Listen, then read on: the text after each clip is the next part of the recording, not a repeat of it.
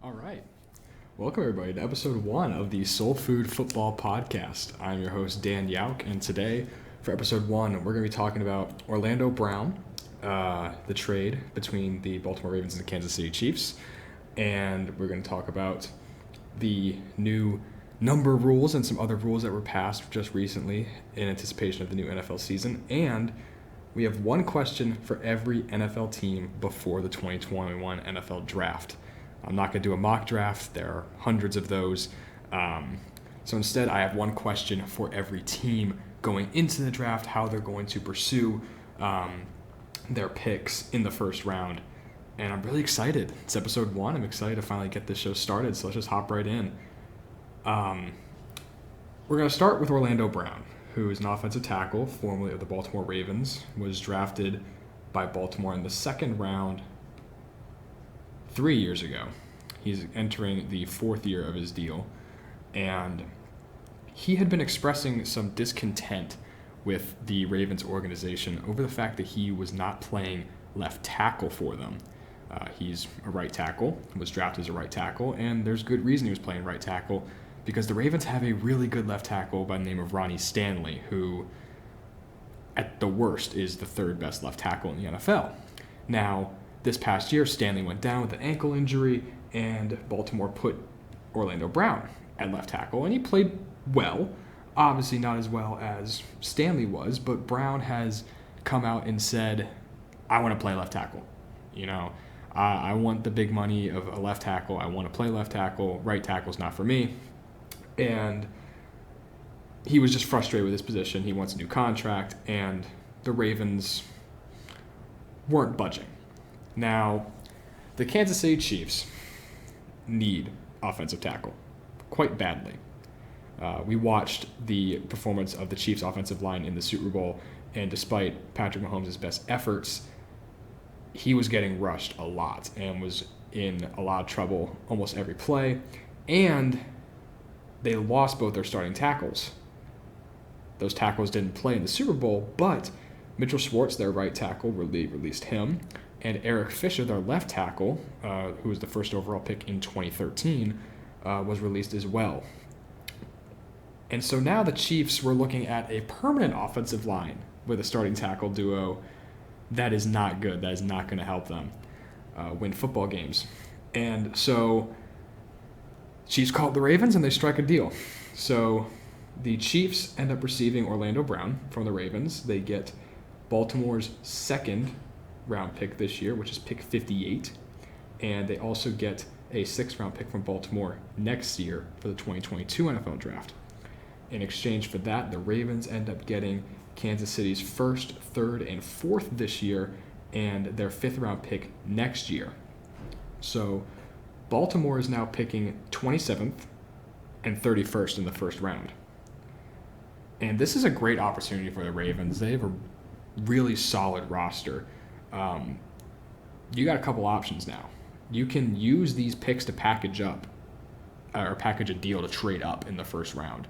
There's going to be a couple teams that are going to want to trade down, thinking teams that need a quarterback that aren't going to be able to get one. Teams like New England at 15, and then Washington and Chicago at 19 and 20 respectively. Could be teams that are trading down where Baltimore can move up. And they could certainly use an upgrade at the safety position. There really only is one draftable safety this year, in the first round at least, and that's Trayvon Merrick out of TCU. You could look at a wide receiver. I know a lot of Ravens fans want wide receiver. I don't think that's the best use of resources, but if a guy like Rashad Bateman is chilling there, or a Terrace Marshall, I can definitely see Baltimore taking someone there. And then also some interior offensive line help could be good. You're going to have some interior offensive linemen falling. A Creed Humphrey, a Quinn Miners, can play them at center, can play them at guard. Landon Dickerson, same thing. You can get some good pieces there. So this is a great move for the Ravens, and they offload Brown, who was not happy with his current status on the team. And it's not like you're just going to get rid of Ronnie Stanley. He signed a 5-year contract extension before his injury, so he's staying there for the long haul. Now for Kansas City, when I initially heard the trade that they were sending, 4 picks to the Ravens, I was not a fan. This was before the deal, the details of the trade got out, but that's a lot of picks to give up for a tackle. Give up for anybody, especially when you're in the situation the Chiefs are in, where they are really strapped in terms of money. They've already extended Mahomes. They're paying him. They're paying Travis Kelce. They're paying Chris Jones and Tyreek Hill. You're paying a lot of good players a lot of money. And they're also going to be working on an extension for Orlando Brown. So he's going to be staying there in Kansas City. And then once I saw what Kansas City also got, along with Orlando Brown, this second-round pick this year especially, I definitely am a bit more confident. I was thinking that the Kansas City would go ahead and they'd be taking a tackle at 31. There are definitely some guys that would be there because it's an extremely deep tackle class, but they're going to be picking 58th and 63rd in round 2. Picks that are relatively close to each other. You can easily package those up to move into the mid-second round if there's a tackle there that you like. You can still definitely get offensive tackle depth and give Patrick Mahomes more help. Now, you look at this Chiefs offensive line going into next year, and on paper, it looks pretty solid. You're going to have some combination of Orlando Brown with Joe Thuney, who they signed from New England. You have Kyle Long, who came out of retirement. And then you also get Laurent Duvernay-Tardif back, who opted out this past season due to COVID to go help out because he's a doctor. And the Chiefs O-line at least looks like it's going to be pretty solid going into next season. I do have a couple of concerns, though, about this trade for Orlando Brown himself. Orlando Brown is a big dude. He infamously had a very poor combine performance where he did not look like he was in shape. He's just a naturally big dude. He's not that quick. And one of the things that needs to be looked at here is the scheme change between the Ravens and the Chiefs. You're going from one extreme to the other. The Ravens ran the ball just under 60% of the time last season. And now you're going to the Chiefs offense where they throw the ball about 60% of the time. And it's not just that, but Patrick Mahomes plays a style of football that is very challenging for offensive linemen. Because as an offensive lineman, you're trying to create a pocket for the quarterback. And when your quarterback is running around, constantly shifting that pocket, the defensive linemen are able to see that, and they're able to change their trajectory, change their angles to get to the quarterback and collapse that pocket. Whereas you as an offensive lineman, you don't know. You don't know what your quarterback's doing. You're just hoping that he's going to get that ball out. And when you have Mahomes running around, 15, 20 yards behind the line of scrimmage, it makes it really hard for offensive tackles who are going to be trying to block. Especially a guy like Orlando Brown, who's just not that quick. This isn't even a slight on Orlando Brown. He's just a big dude. He doesn't have great lateral quickness. And he's good at jump setting and getting his hands on you early and going in a straight line, drive blocking you. I just don't know how well he's going to do in space. So I'm a bit concerned about that fit there. But if Orlando Brown works out here in Kansas City, this is a great trade for both teams. You offload a disgruntled player if you're Baltimore, and if you're Kansas City, you get a good player, a proven player at a position of need. And this very well could turn out like the Stephon Diggs trade did. Stephon Diggs being traded away from Minnesota to Buffalo in exchange for the pick that netted the Vikings Justin Jefferson. So you have a great opportunity here for both teams to improve. And these are always trades that you love to see. So that's the Orlando Brown piece. Now I want to get into the NFL draft. The draft is in 5 days. April 29th is the first round. I'm very excited for that. It is the most exciting period of the offseason to see where these young prospects are going to be going. And I'm not doing a mock draft. I haven't evaluated the players enough to know where they're going to go, where their best fit is. So instead, I have one question for every team based on their first round pick. And we're going to go through those, talk about the teams, how I think they might go, but it's going to be more open-ended than me saying, yes, this player is going to go here, because you're going to get one wrong. And when you get one pick wrong, your entire mock draft kind of falls apart. So starting out here, with Jacksonville, we're not really going to discuss the first overall pick. It is highly unlikely that they go anyone other than Trevor Lawrence, quarterback out of Clemson. So instead, I'm going to jump ahead to their 25th overall pick. They have this pick from the Los Angeles Rams in exchange for cornerback Jaelan Ramsey. And I'm asking myself, how are we going to help Trevor Lawrence? How are we going to help him succeed immediately as he enters the NFL? And the name that pops into my head that makes a lot of sense to me is Pat Freiermuth, tight end out of Penn State. And there are a couple reasons why I like this. First and foremost, a tight end is a quarterback's best friend, a good tight end. You look at, some of the most successful teams over the past couple of years. The Chiefs had Travis Kelce. The Patriots had Gronk. The Bucs now have Gronk. The Eagles, when they won the Super Bowl, they had Zach Ertz. You have a reliable, big target to get the ball to. Tight ends are extremely versatile. They can block, they can catch, they can run, they can do a lot for your offense. And Pat Freiermuth is one of those guys who is very well-rounded. He is able to do a lot of things for your offense. And one thing that I really like about Jacksonville is their tight ends coach, Tyler Bowen, was a tight ends coach at Penn State last season. So he coached Pat Freiermuth already. In my opinion, this would be a seamless transition for Freiermuth entering into Urban Meyer's offense, where he's also coached by a guy he already knows. Freiermuth is a first-round talent. I know that he's being kind of overshadowed by Kyle Pitts. He's a different kind of tight end than Kyle Pitts is, much more traditional tight end. But he's going to be a great fit and a great security blanket for Trevor Lawrence as he throws over the middle. Now, the number 2 overall pick, the New York Jets. There's a little bit of questions about, what quarterback are you taking? I'm pretty sure they're going to take Zach Wilson out of BYU. So we're going to do the same thing. The Jets are in a very similar situation that the Jaguars are. They have picked 23 from the Seattle Seahawks in exchange for Jamal Adams. And it's the same question. How are you going to help your quarterback? I also could see this pick going over to the defensive side. I think an edge rusher is definitely going to be available at 23, and the Jets can certainly use that. Maybe a Kwity Paye, a Gregory Rousseau. One of these later first-round edge rushers could certainly be available for Robert Saleh to take. So that's my question for the Jets, is how are you going to help your quarterback, or are you going to instead invest on that defensive line? The San Francisco 49ers picking 3rd. What quarterback are you taking? It was all fun and games when you did the trade and you can speculate, but now are you really going to take Mac Jones at 3, or are you going to do a bit more consensus and take a Lance or a Fields? If they take Jones, that would be a massive shock to me. I think it's going to be one of Lance or Fields. Either one of those two would work the same. I think they would both have great careers with Kyle Shanahan, with their mobility and their arm, and you're allowing Shanahan to basically do the processing for you.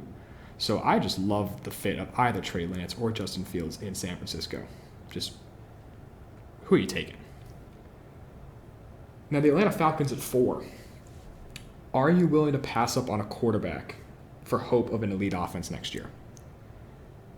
Whoever the Falcons pick, if they're going to stay put in number 4, is going to be an offensive player. There is not a defensive player in this class other than maybe Patrick Surtain, who is worth taking at the 4th overall selection. So it's either going to be a quarterback or it's going to be a receiver, most likely. Now, the rumor is that it's Kyle Pitts, that they're looking to get him, tight end out of Florida. And for me, I can definitely see it. You have Matt Ryan. He signed an extension, so he's going to be in Atlanta for at least a couple more years. And I'm not sure if I like the process here by Atlanta. Matt Ryan's going to be 38. It's kind of crazy because when I first started following the NFL, it was the year that Matt Ryan was drafted. So it's been a while that Matt Ryan's been in the league. He's definitely getting up there in age, and he's still playing fine, but the Falcons roster isn't that bad. And to pass up the opportunity to take a good or great quarterback prospect, because even though you're going to be getting the 4th quarterback prospect if things go according to plan with the Jets, Jags, and Niners taking quarterbacks, that's still a Lance or a Fields that you could be getting, which would be a great pick in Arthur Smith's offense, which is the same thing as what Kyle Shanahan runs. Half the league is running this outside zone play action oriented offense with throws over the middle, right? Arthur Smith made Ryan Tannehill look like an all-pro quarterback last season. Imagine what he can do with a guy as raw and as talented as Trey Lance or Justin Fields. So this is a very rare opportunity for a team that's not that bad to get a quarterback that could be with them for the next 10 years and look towards the future. I know that Falcons fans are going to want a sexy offensive weapon to help them out, but you really got to start thinking to the future because your window is already closed, in my opinion. You're not going to win anything with that defense, and you need to start looking to the future, especially because there aren't any defensive players available right now that are going to serve at a high impact to help you win games right now. So the Cincinnati Bengals at pick 5. Are you going to protect Joe Burrow or are you going to give him a weapon? It's Penei Sewell versus Jamar Chase. What are you doing? Personally, I think you have to protect Joe Burrow. He played behind the worst offensive line in the league last year, and the result was he tore his ACL as a result of Michael Jordan throwing, I believe it was Daron Payne, into Burrow's knee and tearing his ACL. So I think you have to go with Penei Sewell to protect Burrow. Now, if they go Jamar Chase, it's a great pick. Chase is going to be a good player. You reunite Burrow with his former number 1 receiver at LSU.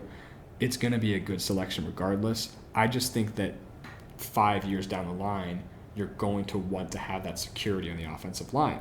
Plus, if you take Penei Sewell, you're going to have the opportunity to kick Jonah Williams to right tackle. Williams, who was their first-round pick in 2018 out of Alabama, has been their left tackle. You can kick Williams to right tackle. You can kick Sewell to guard if you don't like how short his arms are. You have an opportunity to start building a pretty decent offensive line. And you already have some good receivers. You have Tyler Boyd and you have T. Higgins. So I would much rather the Bengals go ahead and start protecting Burrow rather than giving him another weapon to throw to. The Miami Dolphins at pick number 6. Was the trade down worth it?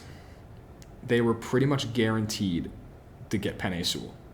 Now, the rumors are they don't like Sewell. I don't know why they wouldn't. The only thing I have against Sewell is, yes, his arms are about, 3/4 of an inch shorter than average that you would like to see. And apparently there may be some character concerns, but I just don't see the issues with Sewell that would make you say, yeah, we don't want him. We don't want to help Tua. So I really just didn't like the trade down from Miami's perspective. And then they trade back up. They traded back up with Philadelphia, giving up a first-round pick next year. It just, to me, is all very confusing. The trade down I understand, but the trade back up, that's something that I would be doing on draft day if you see the board falling the way you like it. You're not looking for a quarterback, so why are you trading up before the draft even starts? So I'm really just kind of confused with what Miami's doing, and I just want to know, is that trade up going to be worth it? And the trade down itself. If you lose out on Penei Sewell, then, you could be kicking yourself. Now, the Detroit Lions at pick 7, Dan Campbell wants guys that are going to bite kneecaps. I don't know what kneecap biter is going to be available at 7. There are some nasty players in this draft. I'm thinking of guys like Micah Parsons, Tevin Jenkins, guys that would be a great fit in Dan Campbell's, culture. None of those guys are available really now at 7. Those are mid-first round talents, and you're just picking at 7. It's a bit rich for those guys. Plus, you're rebuilding. Jared Goff is not a quarterback that you're going to win a Super Bowl with unless he has a lot of talent around him, and that talent is not here in Detroit. You lost Kenny Golladay to the Giants. You have TJ Hawkinson, you have DeAndre Swift, and that's really about it. And his defense is just not that good. So I look at Detroit as the first big spot to trade up. If you want to move up, whether it's for a quarterback or for a skill position player who's falling, you look to Detroit at 7. Give them picks so they can, cultivate capital for the next seasons when their young talent start to develop and they're ready to start competing. Carolina picking at number 8. How are you going to help Sam Darnold? You traded for him to give yourself a more upside at the quarterback position than Teddy Bridgewater. How are you going to help him? Darnold has spent his first 3 years of his career running for his life in New York, being coached by Adam Gase. Just not a good situation. And you need to give him some help. And, you could be looking at offensive line here. Rashawn Slater is likely to be available here. It's possible that Chaser Pitts falls here. Very unlikely, but possible. You could take Devontae Smith. You could take Jalen Waddle. You have options here. I think this is going to be an offensive player. They went all defense last year, the first time that's ever happened in the NFL draft where a team has picked all defensive players. So I really think that you're going to get some kind of offensive weapon here to help Sam Darnold develop. Denver Broncos pick at number 9. And there's 2 possibilities here of what they're going to do. They're either trading up to get a quarterback, or they're going to stay put and take a defensive player. Drew Lock is a polarizing quarterback right now. He has a lot of upside, but he's yet to show any of that upside. He's yet to show much development. And it's starting to get to that point where you look at this talent on this Denver offense and just this Denver roster in general, and is there a roster more talented than them right now, other than the quarterback position? It's one of those things where it's just you're being dragged down so much by lackluster quarterback play. You need to take a shot on somebody, whether that is Mac Jones or trading for Teddy Bridgewater or maybe even calling up the Saints and saying, hey, what about Jameis Winston? Just someone with some high upside, because Drew Lock just doesn't have it right now. So Denver's in a really scary spot where they're about to enter some QB purgatory, not be bad enough to pick early because their roster's so good, but also not be good enough to win a Super Bowl right now. So I think that if you're Denver, you seriously have to consider trading up. And if Atlanta isn't going to pick a quarterback, I think that you need to be calling them up right now to get a Fields or a Lance, because the gap between those 2 guys and Mac Jones is massive. And one of those 2, with this offense that they have with Sutton and Hamler and Fant and Judy and Melvin Gordon, and that offensive line is coming together in this defense, that could be a scary team if you just get a decent quarterback. Dallas Cowboys pick number 10. My question for them is, what number is Patrick Surtain going to wear? It's pretty consensus that Dallas is going to be going corner, and the best corner available is Patrick Surtain out of Alabama. What numbers are he going to wear? You got to go corner. Dallas does not have good corners. They need somebody to help them out. They play in a division with some pretty decent receivers, and they're going to need someone to cover. The New York Giants pick at number 11. Are you going to go wide receiver after signing Kenny Golladay, or are you going to go ahead and take someone on the defensive side? If they do go defense, I love them picking Micah Parsons, linebacker out of Penn State. He fits very, very well into this Giants defense.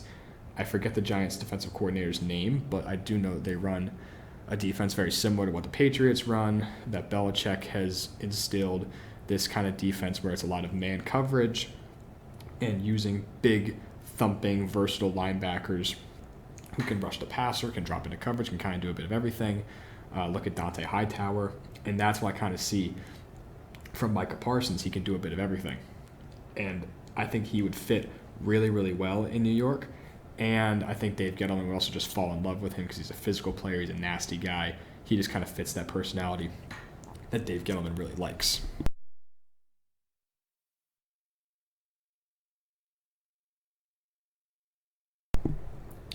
So number 12, the Philadelphia Eagles. Was this trade down from 6 worth it? Obviously, there was the whole thing about them tanking in Week 17 against Washington. That may have cost Doug Peterson his job to get the 6th overall pick. And now they traded out of number 6 to fall back to 12. You had the possibility of getting an elite playmaker, a guy like Devontae Smith or Jamar Chase or Kyle Pitts. Now that ball is in the hands of the 11 teams picking in front of you rather than the 5 teams picking in front of you, 3 of which you were going to be very confident in them picking a quarterback. I know that Philadelphia is looking at the prospect of having 3 first-round picks next year, but again, this trade down is something that I would be doing as the draft unfolds. If Jamar Chase and Kyle Pitts both go before you pick, then you can throw your hands in the air and say, well, we tried, and then trade down. And I really think that another trade down could be coming for the Eagles, especially if Devontae Smith and Jaelan Waddle are both gone by the time that they select. And if Patrick Surtain is gone too, then you're looking at, corners. You're looking at J.C. Horn. You're looking at Caleb Farley. You're looking at Greg Newsome. Receivers, you're looking at Terrace Marshall and Rashad Bateman. And 12 is just a bit early for those guys. And I'm just not comfortable with them taking them there. So I think it could be another trade down. So Philly, you're looking good for next year with possible 3 first-round picks. But you had the opportunity to get a serious impact player here, and you may have just missed out on your opportunity to do that.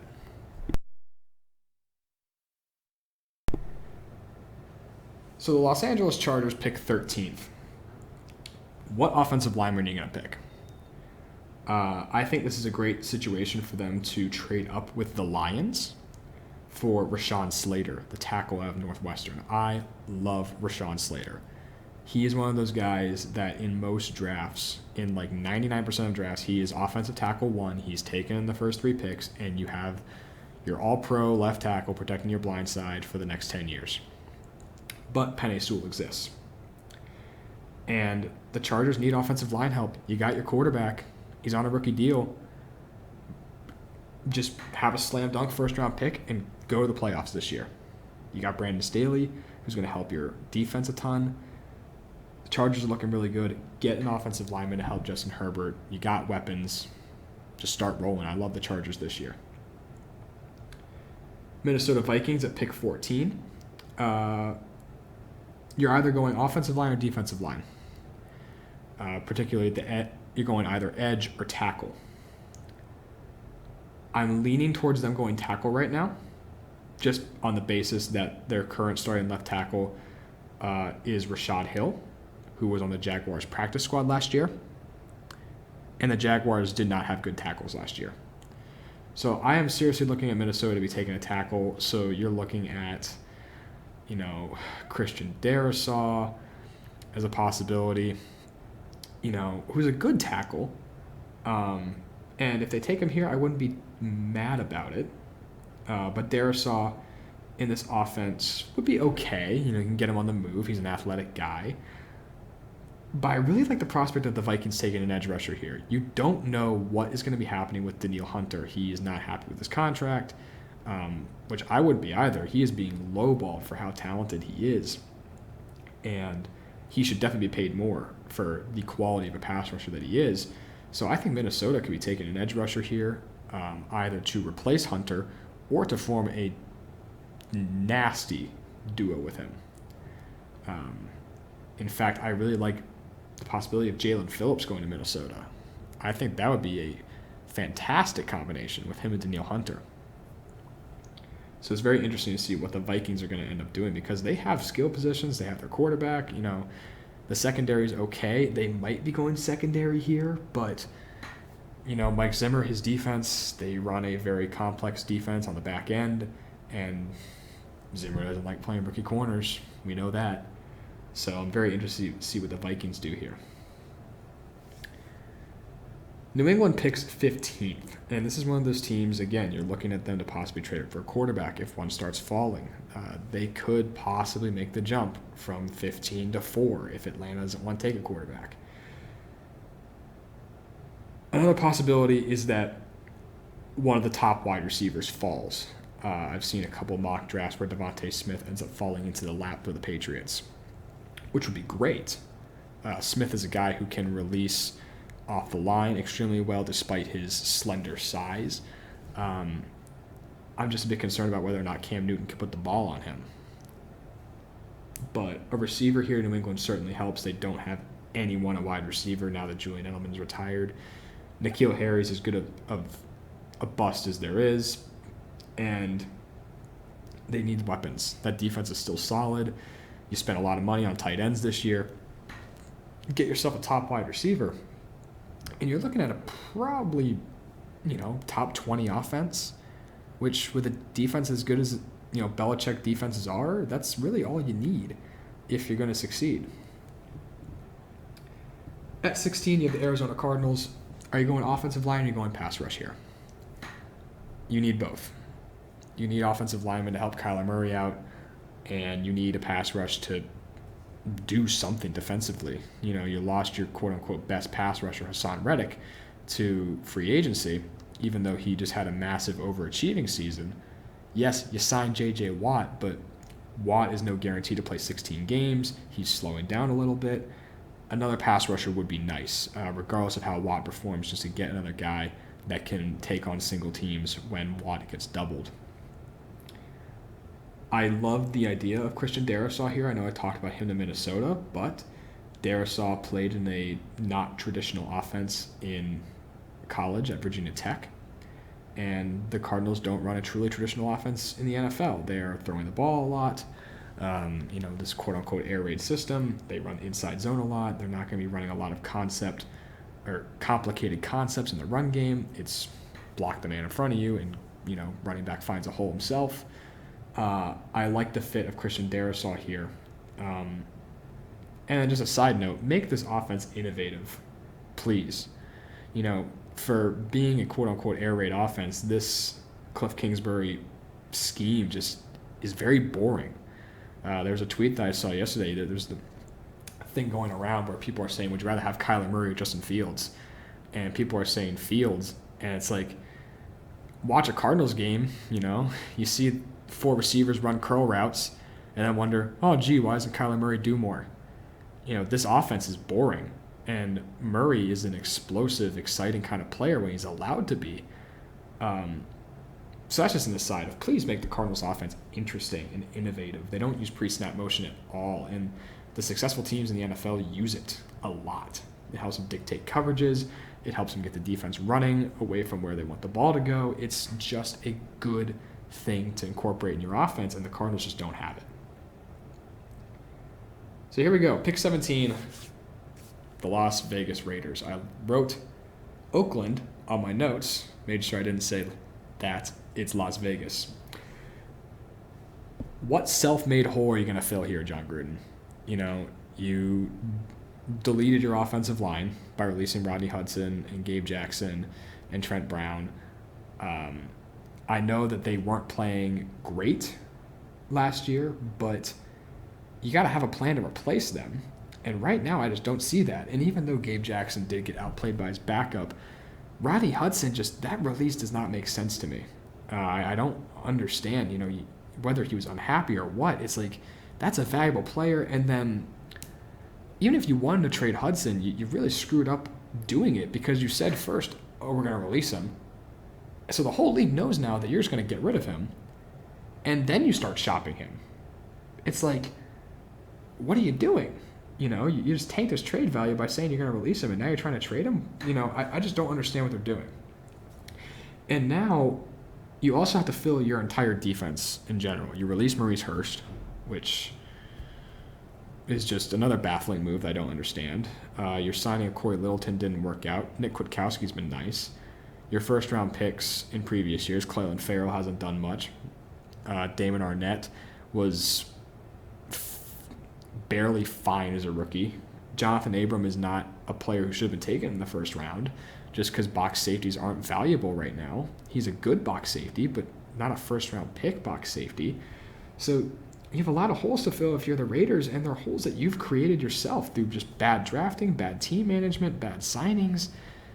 It's just a tough situation here because the Raiders have talent, and John Gruden is a good coach, but the management of this team has just not been good, and that falls on the shoulders of Gruden and Mike Mayock. So, especially now because they're not picking early, they really, really have to hit on this pick. We're here now with the Dolphins at pick 18, their second pick this year, which is their pick. Whatever they take at 6, you're going to take the opposite of it. Their two biggest needs right now are offensive lineman and wide receiver. So if you take O-line at 6, you're going to take a wide receiver at 18. You're going to have a guy like Rashad Bateman available, Kadarius Toney available, Terrace Marshall available. even Rondale Moore. It's a bit rich for me to take him here at 18, but you got options. And offensive line, you still have Liam Eichenberg is available. You have Dylan Radunes who's available. You can, Tevin Jenkins might be here at 18, even though I like him to teams like Detroit and to Las Vegas. You have options of where to go here. So you're just going to go with the opposite of what you take. If you take a receiver at 6, you're taking a tackle now. If you take a tackle at 6, you're taking a receiver now. Now, the next two teams are basically the same story, the same boat that they're in. And that's the Washington football team and the Chicago Bears. Washington picks 19th, the first playoff team that was eliminated. They are in QB purgatory, which is not a fun place to be. It's kind of the same thing I was saying about the Broncos, where your roster is talented enough to win you anywhere between 6 and 9 games, but your quarterback is not good enough to help you win a Super Bowl. Washington's quarterback right now is Ryan Fitzpatrick, which is the definition of QB purgatory. So you have a couple options if you're Washington. You can trade up for a quarterback. Same situation we talked about with New England or Denver.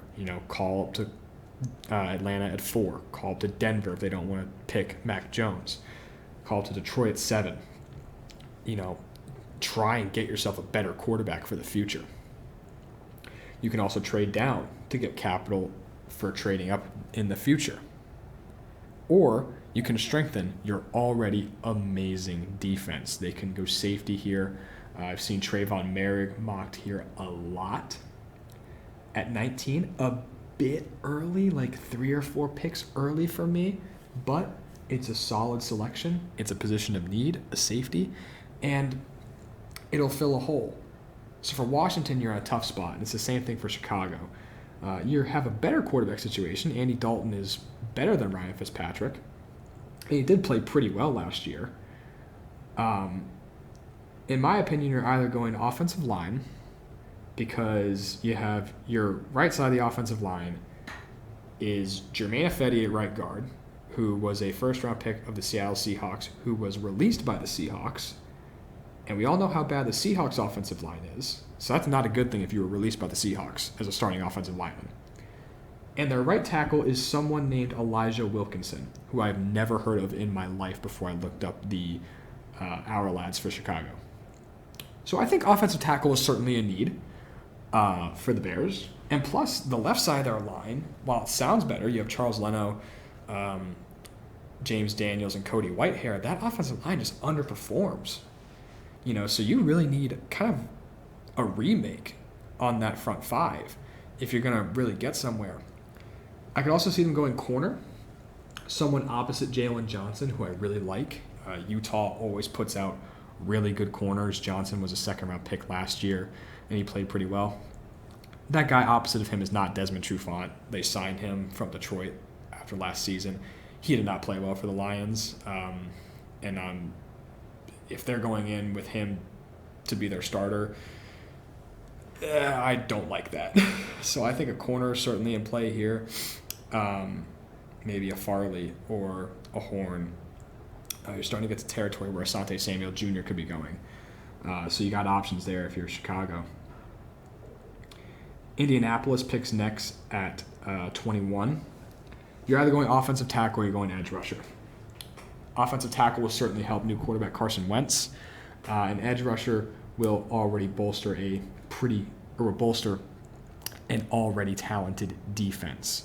I do think the offensive tackle is the move here due to the retirement of Anthony Costanzo. Keep that offensive line strong. I just got to give a lot of credit to Chris Ballard, who has done a fantastic job rebuilding the Colts since Ryan Grigson, tore it up and lit it on fire and stomped on it and threw it in the ocean to die.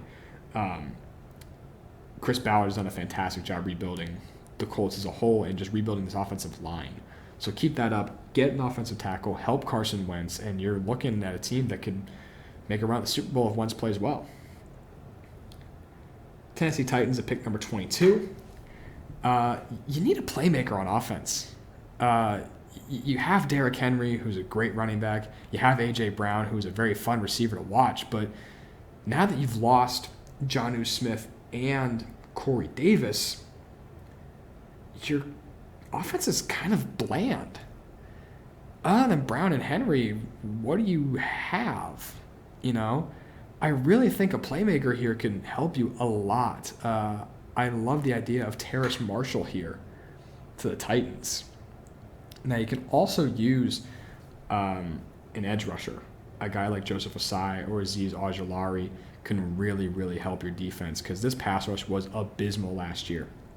We tried to sign Jadeveon Clowney, and that failed. Vic Beasley, that failed. Harold Landry took a step back. This pass rush was abysmal, and they really need help there.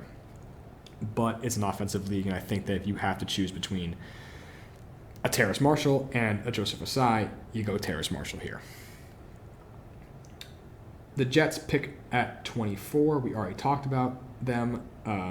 You're either going playmaker to help Zach Wilson or whoever your quarterback is, or you're going to get an edge rusher most likely. Pittsburgh Steelers at pick 25. 24, actually. I got my numbers mixed up. The Jets pick at 23, and the Steelers pick at 24. Please go offensive line. That's all I'm going to say. A lot of mocks have them going with Najee Harris, running back from Alabama. Najee Harris is a really good player. He's going to be a good player when he enters the league. He's going to tear it up for whoever he gets drafted by. But the Pittsburgh Steelers do not need a running back. They need offensive line help. You lost Alejandro Villanueva, who was your starting left tackle. You lost Matt Fowler, who was your starting right tackle. You lost Marquise Pouncey, who was your starting center to retirement. You need offensive line help. The thing that, when I think of the Steelers' offensive line right now, I think of the 6-play fail versus Washington, where they had 6 plays from Washington's 1-yard line, and they couldn't score. I'm not a believer in the fact that you need to run the ball to win games, but you need to run the ball at least decently. Okay, you can't be one-dimensional. The running game is not how you win games anymore in the NFL, but you need to still be able to do it. And the Steelers could not do it last year, and they need to improve that before looking at getting a sexy pick like a running back.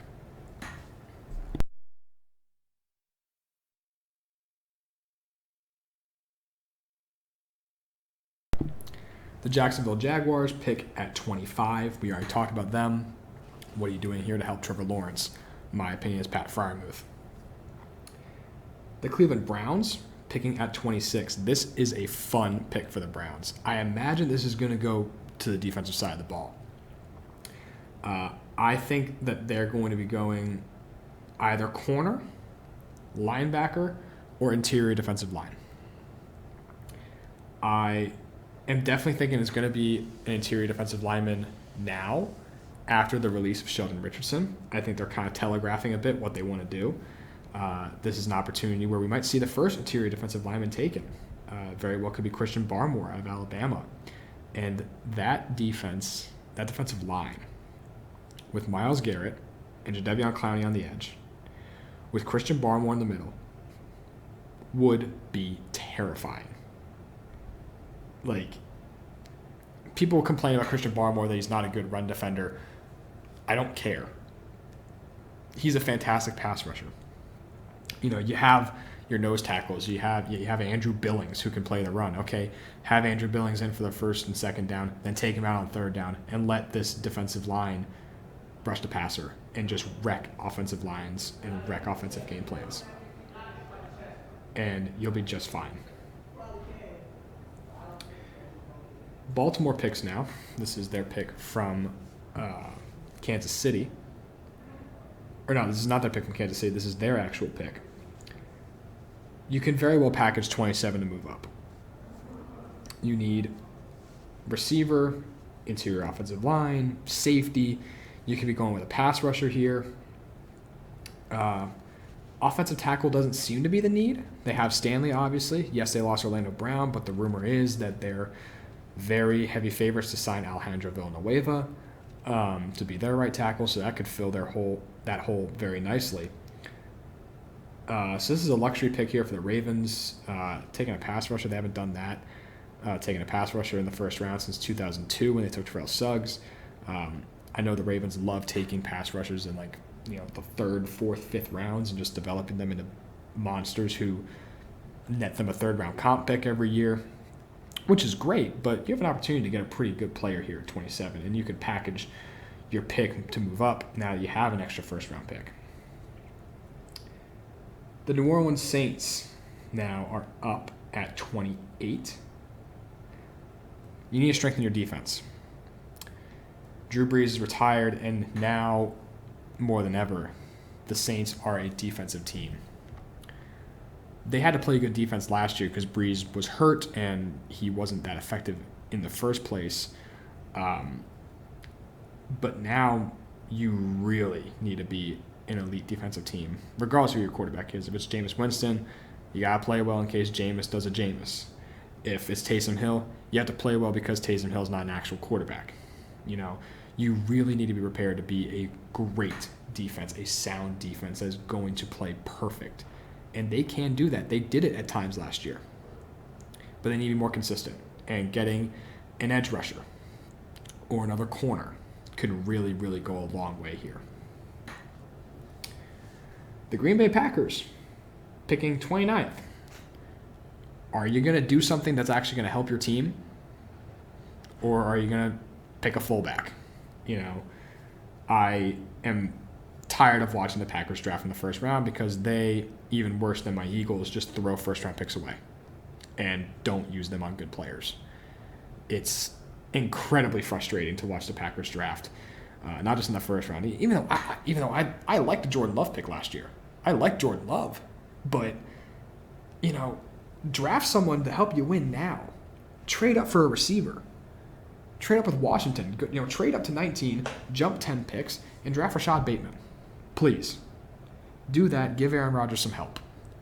Because if you give Aaron Rodgers another receiver, it is over. You could draft a corner here. You could draft Asante Samuel without even having to trade up. And you can get another corner. Because we watched Kevin King get exposed in the NFC Championship game.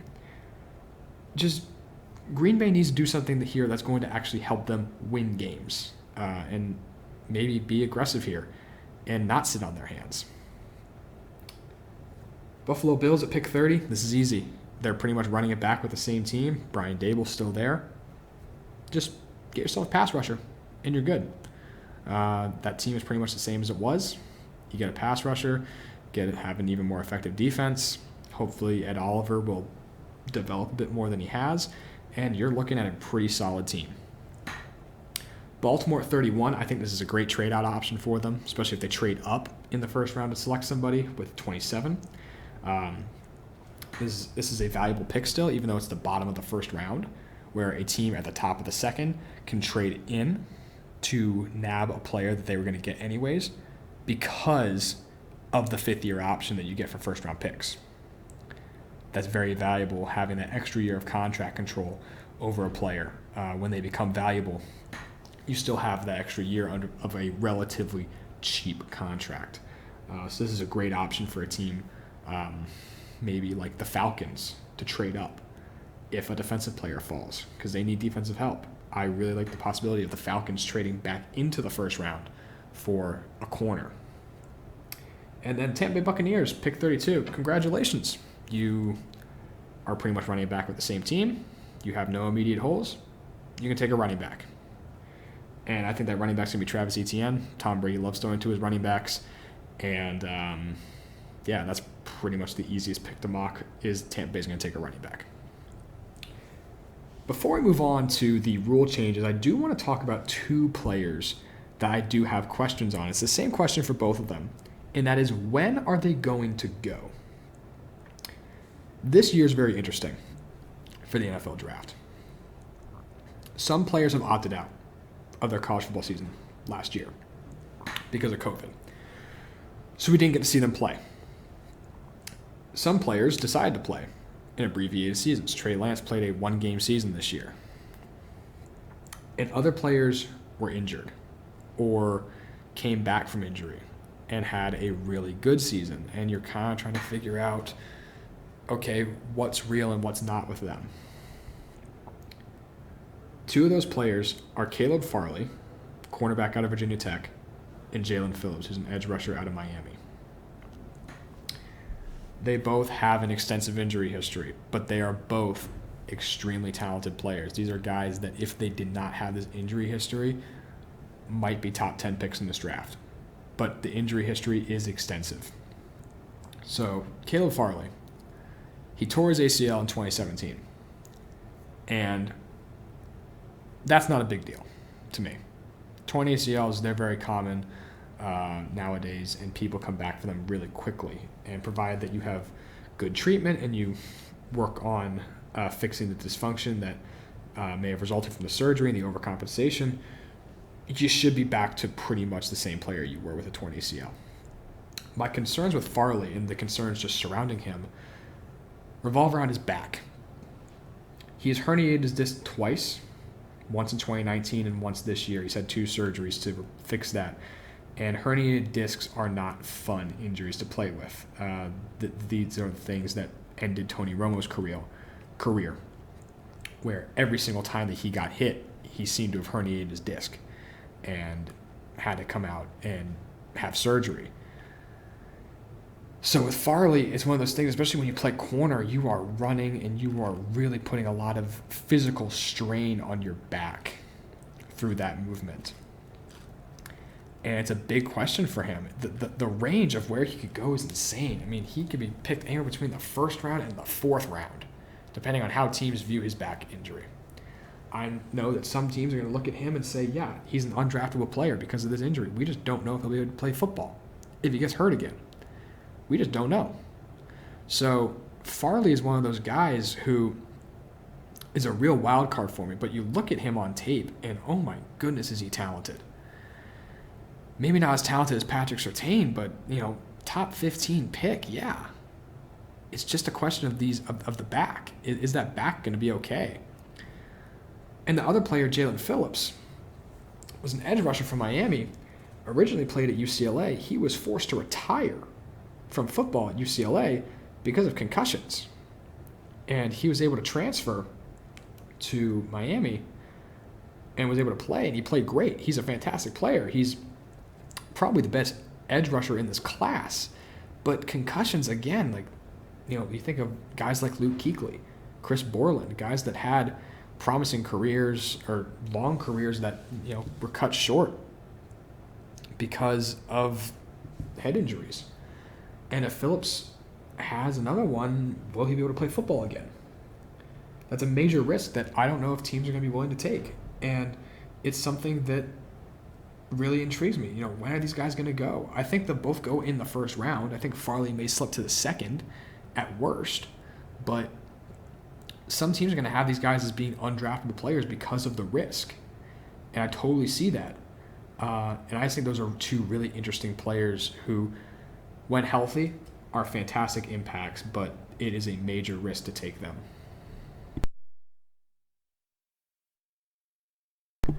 Okay, the last thing we're going to talk about is the rule changes that happened at the owners' meeting on April 21st, so a couple of days ago. The big one is the number rule change.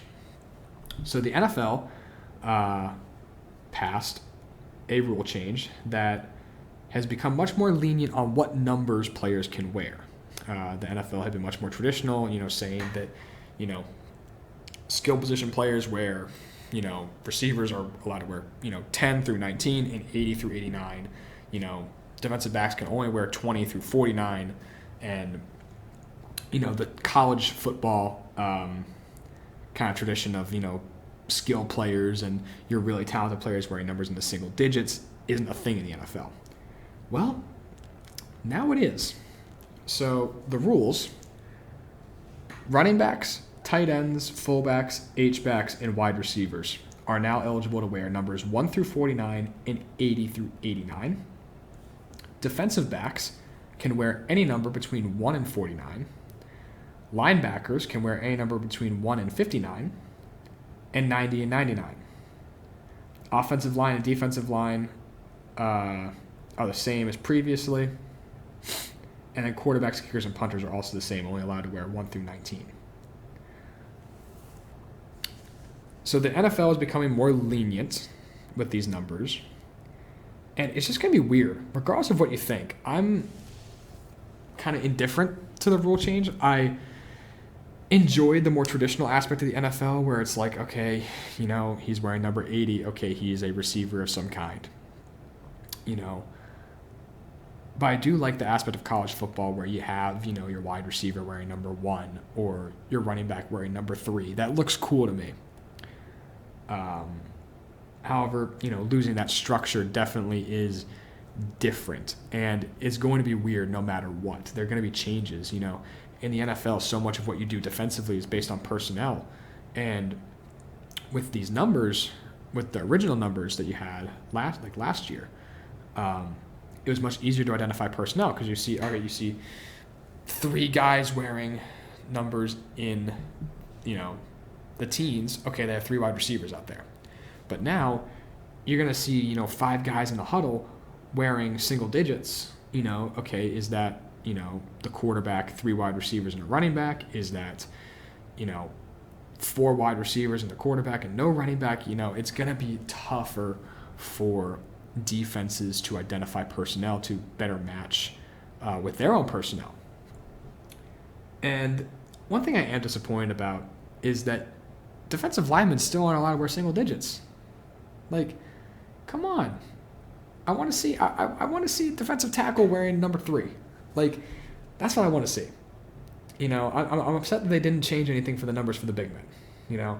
I want to see the big boys wearing, wacky numbers like, LSU, where they have number 18 passed around to the best I'm not sure what the rule is for LSU, but they have 18 as a tradition number.